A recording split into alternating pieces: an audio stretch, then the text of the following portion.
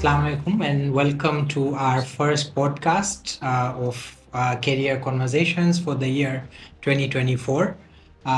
We are looking forward to more conversations on different careers this year. And to start us off, we have our first guest, Brother Ali Hassan Kasam, who will tell us a little bit about himself. Assalamu alaikum. Farhan, first of all, thank you for having me here. It's an absolute honor. Again, as you rightfully mentioned, my name is Ali Hassan Kasam. I am born and raised in Dar es Salaam. I did my foundation in law in Dar es Salaam. I started off with my career here as well. And then I moved abroad to the UK where I completed my degree and came back to Dar during the COVID time, did my postgraduate diploma. And so I'm now an advocate of the High Court and currently also doing my master's in corporate commercial law. I'm sure we'll get into those as we go into further into the conversation. And my name is Farhan Yusuf, and I'm your host for these career conversations. So, Aliasan, let's start off by just what inspired you to take law as a career. Are you also one of those people who learned from Harvey Specter? I wish I could say yes to that, but I think my one advice to anyone and everyone is that that is not law. I mean, not entirely the true reflection of what law is, but I think from a young age, I always like the fact that law is about attention to detail, and there's more than what you see to law. And sometimes, and even till today, that's my way of doing my practice in law is that you put yourself on the other side and think from a glass half empty rather than half full. And I feel like that is what law is all about, that you look at things from a different perspective. And I've always been convinced or recommended to do, let's say, medicine and one of those science careers that I took keen interest when I was young, but it was never something that I was passionate about. But law was something I was always passionate about. And I felt like that part of the when I was young, and even I mean, constantly people think law is all about arguing and debating. That is one part of law, but I feel like there's more to that, including research and also how you analyze things. And from those strengths that I try to develop, I felt like law was the best thing that I could pursue. Arguing and debating is probably the fun part of law, It right? is. Like everything else is the not so much fun part. Thank you for that, Aliasan. And so, would you say that now that you are already practicing, are those motivations still the same? Has something changed? Has your motivation evolved? It has, and I always used to be a big fan of debating and arguing, but when you actually get into the real practice of law, you realize that arguing and debating is probably just 1 out of 24 hours, let's say, for example, that you actually put your law into practice. And there's a lot of back end stuff that people do not know about. And because of how the legal environment is currently, and these are challenges that are currently facing the legal environment as well. Things like very lengthy court-related processes and delays that really take out the fun out of actually debating and arguing. Because once you get there, you're just exhausted and want to get done. So it really changed a few things, and now I'm really keen. I've put really keen interest on corporate commercial law, which is not necessarily going to court, but actually looking at it, looking at transactions and mergers and acquisitions that people don't realize are an important part of commercial arrangements, and law plays an important role in that.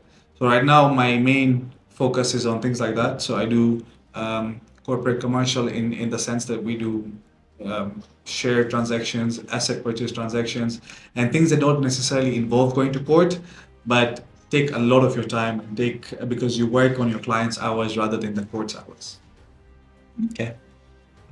Thank you for that. And so, take us through, and I know you mentioned this a little bit in your introduction, but just take us through what your career pathway was like, right? You said you started here locally, so a little bit about how was that, what was your experience like, and then the second side of it where you went to study abroad. So just a little bit of what that journey was like. Sure. So I'll just start from my O-level education. And back then, 10, 12 years ago, you always were convinced to do science when you had to choose between science and arts, especially in NECTA. And obviously, at that time, I had the pressure to do science, so I ended up taking science. But I was never something I was really interested in. Um, I finished Form 4, I finished my O levels, and now the decision was A levels.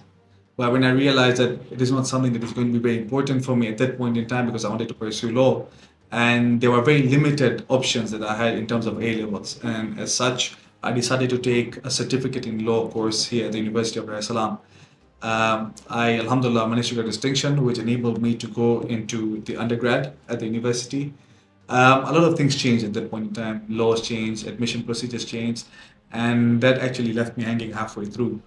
I had to make a choice. It's either to drop law or to then look at other areas or other countries where I could actually go and complete my degree. And you're one of the people who really pushed me to make the decision. And I made the move to the United Kingdom in 2018. I finished my undergrad there and I came back. And since then, I did my postgraduate diploma because without that, you can't really practice law in Tanzania. You can do legal officers kind of things, but you can't become an advocate of the High Court, so you can't represent your clients. There is notarization that comes about once you're done with postgraduate as well. So after that, I did my postgraduate diploma in law, which I graduated as well. And so this is where my sort of education journey ended when it comes to qualification. And thereafter, I also now decided to embark on doing masters. But I feel like the 2 years or the 2.5 years that I stayed in the United Kingdom, where I got to work a bit as well in the court, as opposed to working here, I think it's very different. So I think the 3 years or the 2 years that people spend abroad, in a way, it's good because you bring a different perspective, a fresh one here. But at the same time, if you're too used to the system there, it's very hard to adjust to the system in Tanzania. I think that's what, some lessons from what you have just mentioned, right? I think one is we see many a times young people, you know, make certain choices about their education, etc., choosing a certain combination in school, but then it's okay if you later on realize that there's something else that you want to do, right? Like those kinds of changes are fine. It's okay for us to be able to do that. I think the other thing that also is important for people to realize is that for careers that are in fields such as health and law, context matters a lot, and Yes. many a times what you learn in one country may not be applicable in another country, and so there's this constant process of like just learning and relearning, and I'm sure working also helps add to that Definitely. experience. It does, and I think you rightfully say fields like law and let's say medicine, for example, are very limited in scope. So, for example, areas like finance and business, it's sort of applied in all other jurisdictions as well in very similar circumstances. It doesn't matter from jurisdiction to jurisdiction.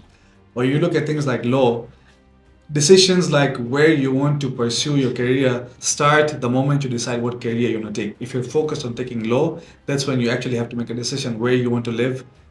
Because if you decide to, for example, study in the UK and then come and practice in Tanzania, it could work, but there's a few things that you have to do. But let's say if you study in the UK and then you want to practice in the US, it's a different ballgame completely because it's more like what you studied is not really is redundant, and then you have to start all over again. So there are some decisions that people have to make, especially with the law, that you have to make when you're making your career choices.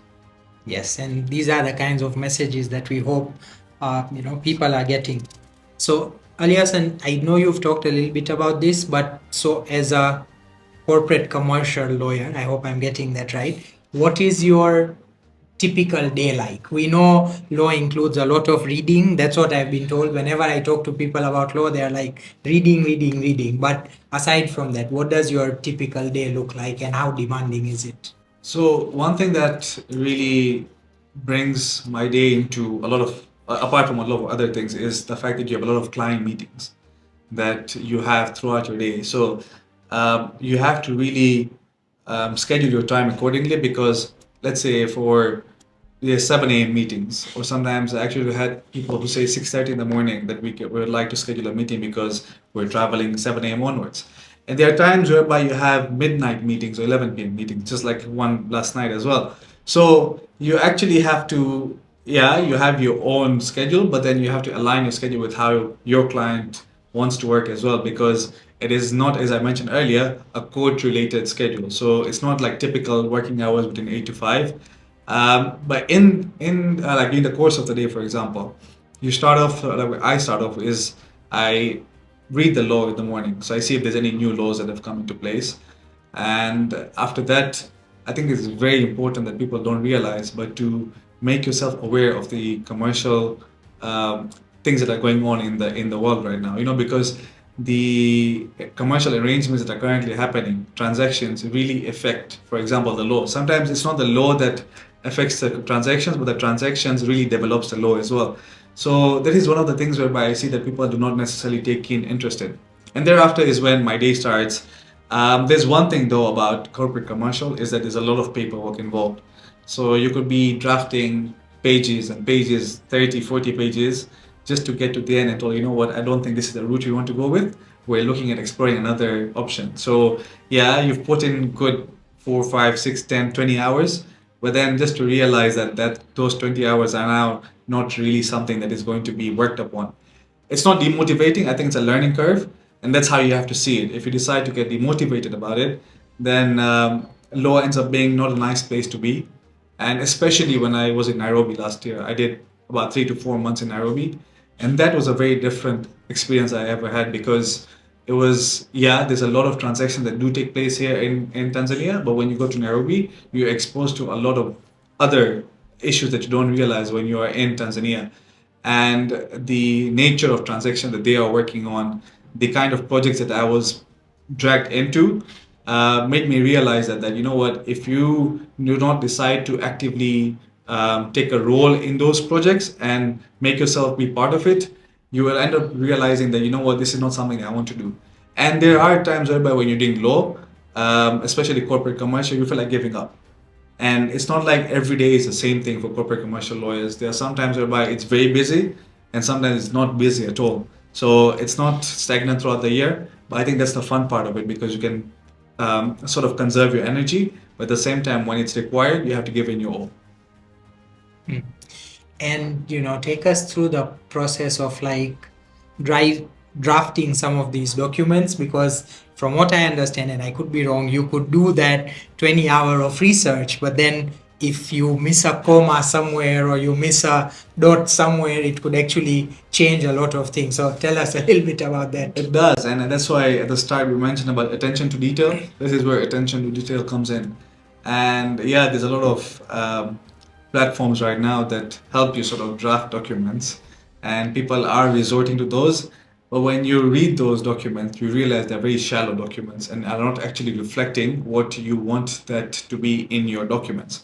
So I think drafting is a very, it requires a lot of creativity when you're drafting. And it is not that every time, the first time you draft something is always going to be the right draft. Yeah, it's not going to be the final document. There are times whereby you're drafting documents and someone who is not a lawyer can come in and correct you. And you have to be open to that because you're not perfect. And I feel like drafting is an evolving process. And for example, you'd be happy with something you just drafted. When you meet someone who has been in the legal industry for 10, 15 years, and when you read his or her document, and you realize that what you've drafted is not even close to what they do. So I think it comes about with experience. But there's one common misunderstanding I feel that law is all about using those Latin terms, and that has changed now. If this conversation was taking place 7 to 8 years ago, then yeah. But right now, everyone prefers the legal documents to be as simple as possible. I know before there used to be this thing. The reason why people would write 100 pages and 80 pages of documents was because they would charge per page or per word. And that is why people will go on writing and writing. Things have changed now, so the billing hours and how you bill your client has changed. And so people really prefer short, simplified, and precise documents with very, very simple English. And so I think it's an advantage for us as well, rather than now trying to confuse ourselves and your clients as well, because at the end of the day, they are going to be using the documents. We are encouraged to use simple words, which makes our work simpler, but needs to be very carefully looked at because, as you rightfully mentioned, miss out on one comma or whatever it is, you could potentially be endangering your client. Yeah, and I guess law also I feel like doesn't get that much credit, right? Like we're always talking about how much impact the health sector has on people's lives, etc. But I don't think we think about law as a career that way. But I feel like law has pretty much just as much impact on people's lives as does and of course all the other sectors, whether it is health, agri, all of these other sectors highly rely on law. So it really, for me, when I think of it, I feel like it's the foundation of many of these other sectors. Although not all of us can be lawyers, so that's a good thing. uh, Alias, and tell us a little bit about some of the other specialties in law, right? And maybe take us through also why you didn't choose any of those and you stuck with corporate. I think so. Obviously, one that everyone looks at law is litigation, and that is going to court and actually um, defending your case or arguing your case, whatever it is. Litigation requires a lot of man hours as well, which was not the issue back then. But I feel like maybe if I was practicing in any other jurisdiction, probably litigation would have been the way forward for me.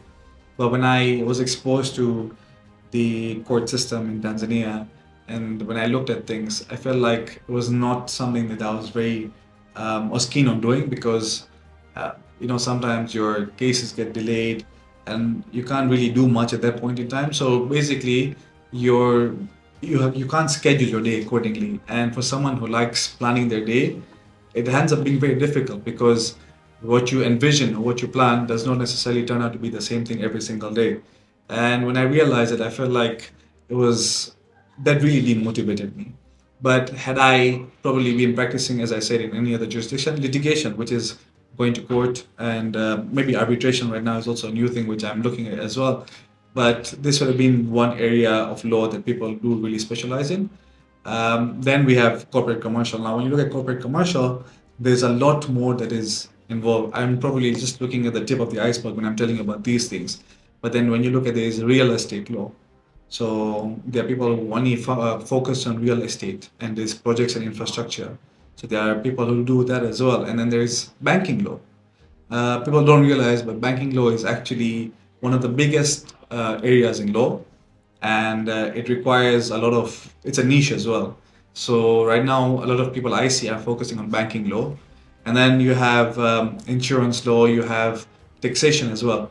So tax, yes, we have auditors and accountants, but then there is the law side of things as well that taxation looks at. So we have lawyers who are really focusing on those type of things. So corporate commercial, yes, arguably encompasses everything, but when you ask someone, they'll tell you there's probably two types of law, which is corporate commercial and litigation. But I feel like corporate commercial is a lot more, and maybe you can then subdivide them into all these other categories. Okay, quite a bit there. And I think, this is one of those podcasts where I feel like people, this is, as you mentioned, just the tip of the iceberg. Whoever is considering law as a career probably has to go and do a lot more research, because I feel like there's so many of these, categories, so many of these nuances, etc., that people need to be aware of. But I think a key takeaway is that think about your specialty in terms of how it works with who you are as a person, like what interests you have, how you function. You mentioned that it's important for you to be able to schedule yourself, and that drove you to make that decision. So a message for our listeners out there in terms of think about these kinds of things as you are planning, especially your specialties, right? And perhaps this is relevant to other careers as well. Aliasan, I know, attorney, client privilege and all that, but is there, without giving too much details, is there any particular incident or any particular case in your journey so far that really stood out to you being a lawyer? So yeah, there were cases, there are plenty, and there are also transactions that I sort of now am part of. Especially this is one transaction we've been working for months, if not days and weeks, and now it was like towards the end, we've probably spent a collective amount of probably over 1,000 hours collectively as a team, and it was now the next day everything's done, his documents are going to be signed, and it was probably one of the biggest transactions that we were going to be part of. And then we wake up in the morning and we realize that the company that we were going with has signed a deal with another law firm. And it was just about them sort of starting the day earlier than us probably. We don't really know the reasons why this happened, but I feel like that point in time you realize that, you know what, yeah, the day probably has ended, but you're not too sure whether you're going to wake up next day knowing what you worked on the previous day is something that is going to happen the following day. And we realize probably sometimes you wonder, should I have stayed up the whole night just to sort of try and see this through? But again, these are, we learned a lot from those decisions. And I feel like that transaction went through with the other law firm, and they were happy about it. And it was really something that I took a lot of learning from. And as a team, we sort of regrouped again and say that, you know what, probably this wasn't something that we was with us, maybe the other team worked harder. But that was one really, was a turning point for me. There was a court case when I was in the UK and I was shadowing the case controller in the UK. There was this fraud case that came along, and when I was researching into it and when the trial started, you realize that people who were in the industry for years, the way this whole fraud took place, it was the deceit that took place and how they deceived the entire the regulators and the government. You do realize that sometimes, you know what, at the end of the day, it's always going to catch up to you. And for people who are doing these practices for 20, 25 years, eventually it really caught up to them. And that really gave me the motivation that, you know what, law, sometimes we look at it as the first thing when you want to do law, especially when I was doing law, was being told that, well, you're doing something that is haram, is what the word that was being used at that time. And you know what are you getting yourself into? And this is not the right career. And when I sort of was confused, I think one of the guidance that I got was that, you know what, law, just like any other career, is like a knife.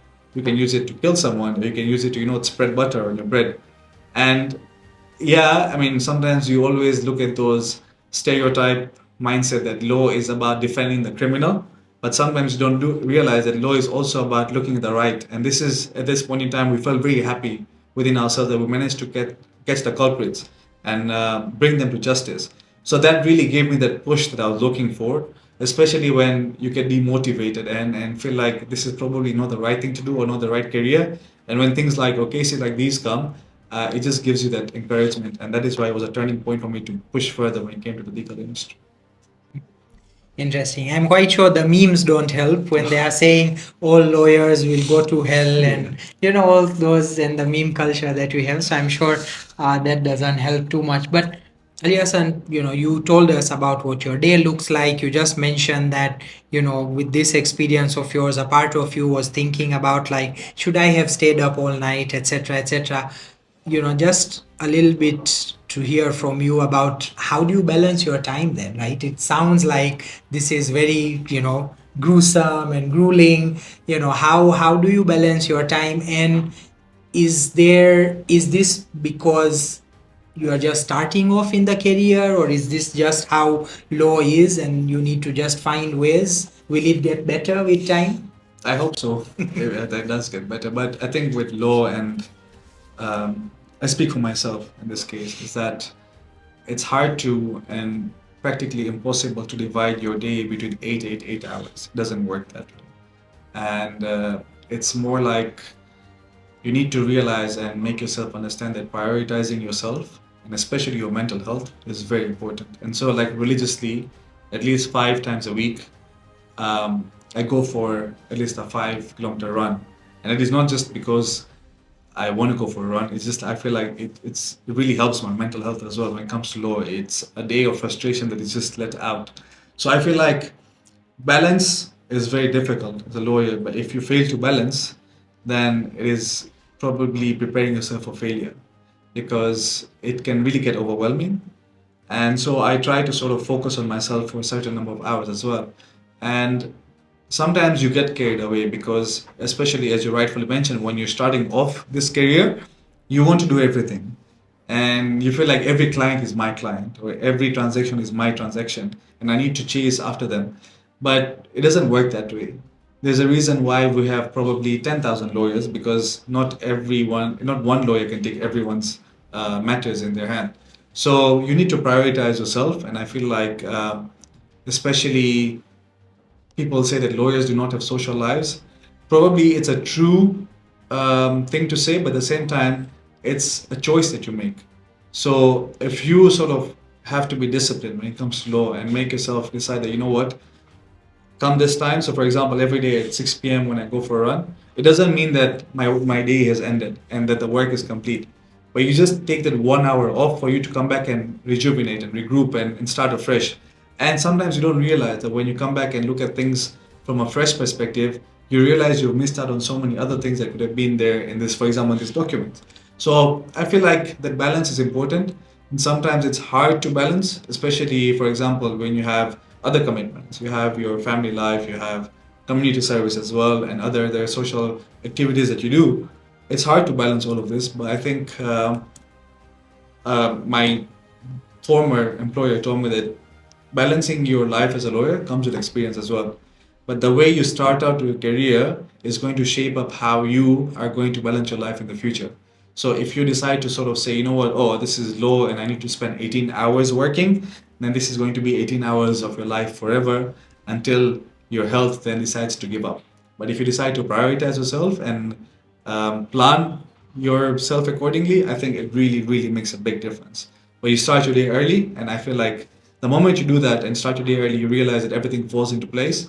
And yeah, there are days whereby you feel like, no, you know what, I am not in that state of mind to actually work as much as I can. But that's okay to make yourself feel like that there are going to be better days ahead.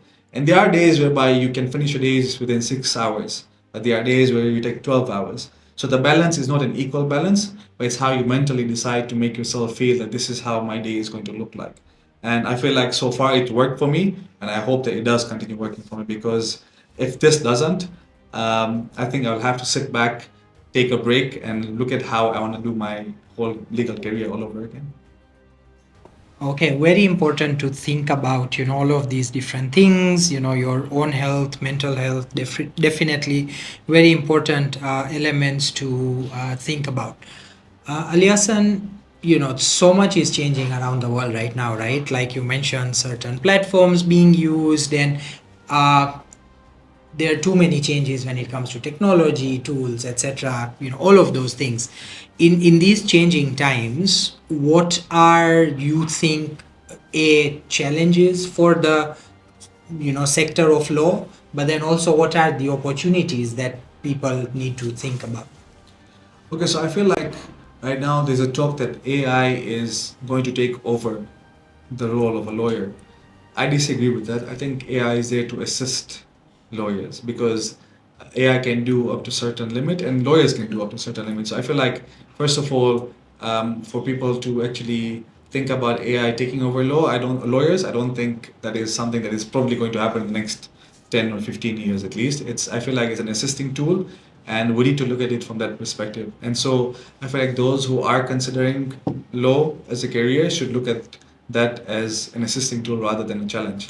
But when you look at the legal career as a challenge right now and how the environment is shaping up, I feel that there are quite a few challenges that, especially when you are pursuing your career in Tanzania, that you need to be aware that the court systems and structures are not something that and as you know what, some people take it as a joke that the TV shows are a real reflection of how the legal career is. It's not the entire opposite, but it's not close to what we are practicing. So one needs to be aware that the court structures right now are developing and evolving. So it is something that we are learning as well, and it is not a perfect system. So things don't always go according to plan. Things don't always go according to the schedule. Things don't accordingly go your way all the time. And that is something as lawyers, people need to prepare themselves for. So I feel like right now the biggest challenge is the fact that the court structures are still developing.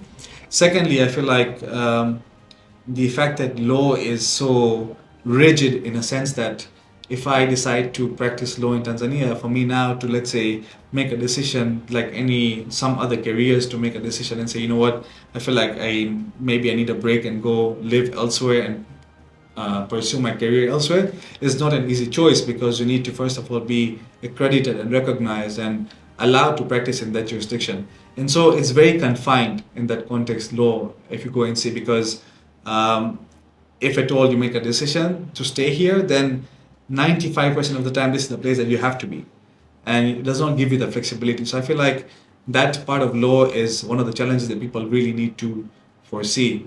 And the third thing is, and Farhan, we've talked about this like just a few minutes ago about mental health and balance.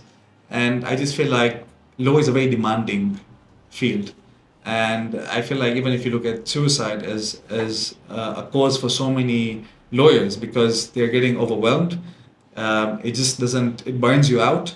And so people need to realize that law is a very demanding field that you need to be prepared to adjust yourself in your life to. But again, as we mentioned earlier, it's about balance. So if you can manage to balance it, then it should be fine. I believe these are the key top challenges that I foresee the career having right now, at least in the next few years or so. And I mean, when it comes to talking about opportunity, I feel like with how the world is sort of evolving right now, I think it's even more now a time that we are going to need, when you talk about artificial intelligence, we are going to need new laws, we are going to need new regulations, etc., to make sure that we are incorporating all these changes that are happening. And usually, what I joke about is that the best way for lawyers to avoid being replaced by AI is just to make a law against it, right? Like you just make a law against it, and AI probably won't be able to do much. But so I think there's a lot that's happening, but those challenges that you mentioned are definitely things to keep in mind. And I think I'm also seeing more sort of growing conversations around how do we use technology and make some of these code structures better, etc., and processes and all that. So we hope that we are able to get where we need to make these systems more efficient, agile, etc. Aliasan, as a young professional yourself, what are some of the skills that you think people aspiring to get into law as a career need? And just generally, what would be your advice to the young listeners who want to pursue this career? I think first and foremost is commercial awareness. I think people don't realize, but reading the law is not enough these days. And if there was something I could change about me doing a career back then, would have been to take law with something. So it's either law with banking, or law with business, or law with accounts. And we can see right now, even when you do postgraduate, a lot of people tend to not do very well when it comes to accounting as a subject, which is basic accounting. It's because we've just focused solely on reading the law.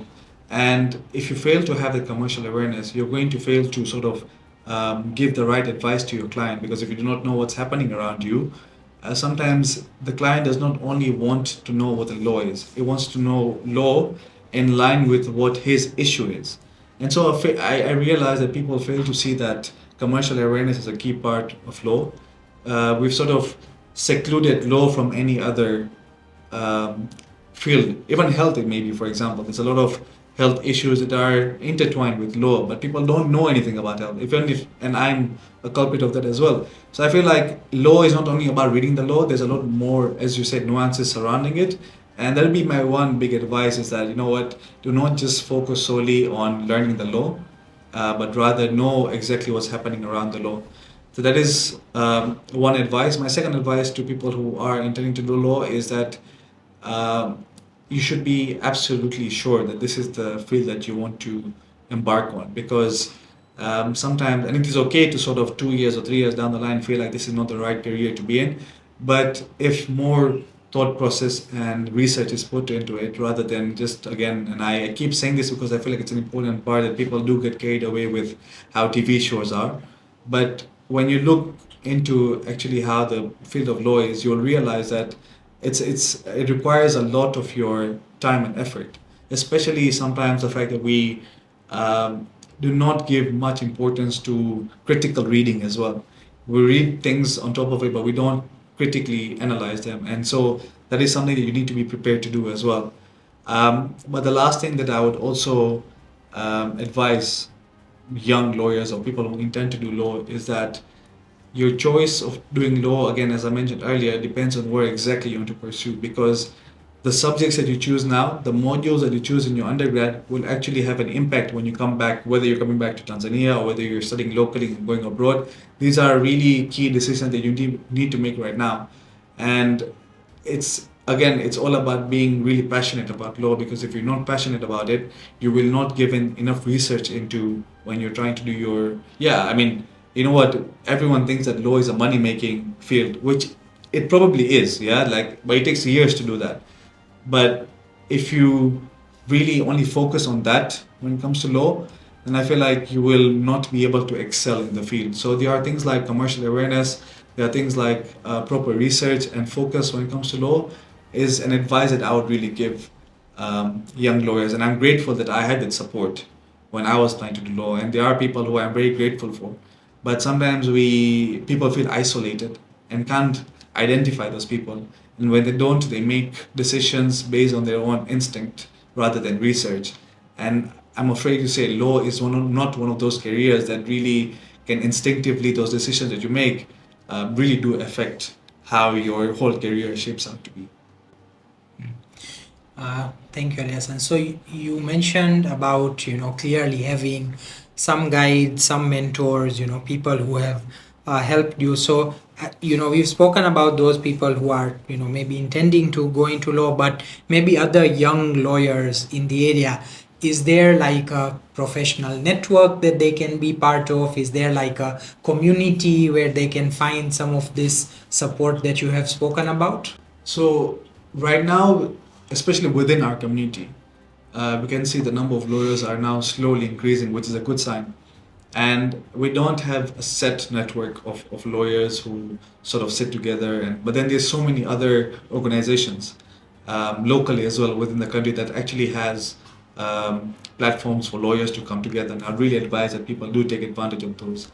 But again, one of the biggest tools that I really use right now is LinkedIn, and people really underestimate it. But that is the best network I feel for lawyers. It's a learning platform, but it's also you network with lawyers from all over the world as well, and even within the country, and that is a big help as well. And there are people out there who are ready to help you as well. But again, it is time maybe now we can consider creating a legal network here, especially within the community, so that young lawyers know exactly where to go and are able to connect with people. We've had a gap between the senior lawyers and the young lawyers, but now we can see that obviously the senior lawyers have retired. So we have a good group now that can come together and hopefully create a network. But right now, for those of lawyers who are done with postgraduate diploma, they are chapters. So lawyers from each chapter come together and discuss issues. So there are those kind of platforms. But for those who are not yet there and may struggle to find those networks, I think LinkedIn is the best place to sort of look for those people and networks. Thank you, Alison. Anyone who knows me knows how much I value LinkedIn as a platform. So, definitely words that I live by. Aliasan, thank you so much for your time today. I think the important message is for people. Law is an upcoming career, as we mentioned. There's a lot of opportunity, a lot of changes, and in fact, one of the trends that I have been seeing is, to your point of commercial awareness or sector awareness. I think I'm also seeing right now within the community a lot of people who, let's say, do a first degree in health or a first degree in agriculture and then do a second degree, so either a master's in law, or maybe I know someone who is a banker, a very established professional, and just recently, when he is over 40, he decided to do a degree in law, his bachelor's degree, and he finished it, right? And so now he has all of this like sector experience, years of experience, and to top on that, he understands principles of law. So all to say that there are these different ways that you can approach law as a career. It doesn't need to start off with law. Perhaps you've done a degree in something else and you think that there's room for a lot of these nuances and all that can be brought in within your particular sector. We know tech is playing a big role. We have startups, startups, etc., coming up, especially in the Tanzanian context, and we are going to need the right kind of regulatory infrastructure to support a lot of those initiatives. So a lot of potential, a lot of opportunity out there. There are networks. You can use LinkedIn. There are individuals like Ali Hassan. I'm sure if you reach out to him, he would be more than happy to help. But let's keep in mind it's a demanding career. It takes a lot. Let's think away from all our favorite TV shows and characters that we think about, but let's definitely consider it as a viable career. Thank you so much all for listening. We will catch you again on the next episode.